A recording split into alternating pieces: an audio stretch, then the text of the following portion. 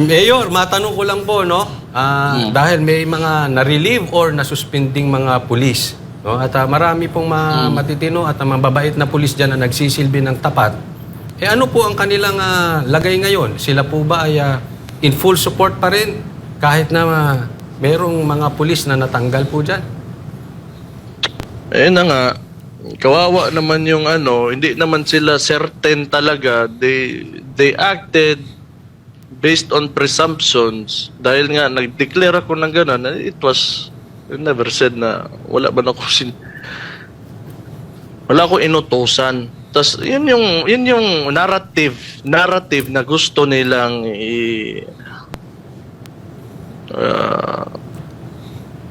wala, I'll just take this opportunity to commend those policemen and women na nagtatrabaho ng maayos. Dapat wala kawawa naman. Kawawa man naman masyado. Wala, trabaho lang yun. Hindi po ba premature yung ginawang desisyon para sa kanila? Dumaan po ba to sa tamang proseso? O nga pala, saludo sa inyo mga pulis na talagang nagsisilbi dyan sa Davao. I do not know.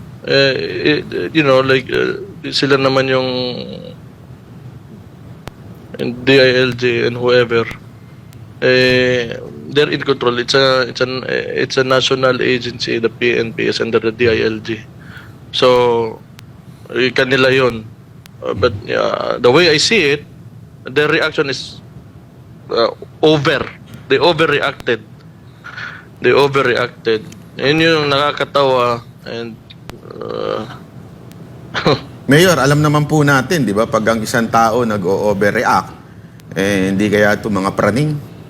Baka kaya lang nagre-react yan. Siyempre, pag praning ka, magre-react ka talaga. Kasi, sandali, gagalit na sa droga ito, gumagamit ako.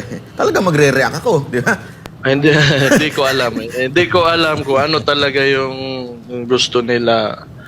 But kaya sinabi ko na nag-overreact sila because there are a lot of issues dito sa that you can fix dito sa Pilipinas. Maraming issue. And yung statement ko, hindi naman ikakasama yun ng mga inosenteng tao. So why? Bakit yun ang bigyan nyo ng panahon? And I never told anyone to kill someone.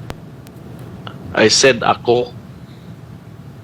Mayor, ito pong alam naman po natin na yung ating administrasyon ay binago po nila yung approach. Kasi po dati ang sabi nila ay madugo ang gera ng Pangulong Duterte kontra droga. So binago nila yung approach, gusto nila bloodless. Taliwas daw po yung inyong polisiya, yung war on drugs po ninyo, doon sa nais ng national government ng pagsawata sa droga. Ano po ang inyong masasabi dyan? Sa kanila yun. Kung yun yung tingin nila, okay, irespetuhin natin. Okay man. Sa kanila yun yun yung tingin nila. Okay. Ayaw nyo ng mga Mayor, meron bang direktiba ang DILG sa inyo considering na kayo po ay under ng DILG? Meron po bang panuntunan ng DILG? Sinabihan po ba nila ang lokal ng Davao na ganito dapat ang ating approach? Wala naman po ba? Well, usually, pag may campaign talaga yung national agency, lalo na sa mga ganito kalalaking city, makikipagkita and they would ask support from the LGU. Wala naman, so far, wala naman ganon. Ngayon na nga, nagulat ako, may programa pala.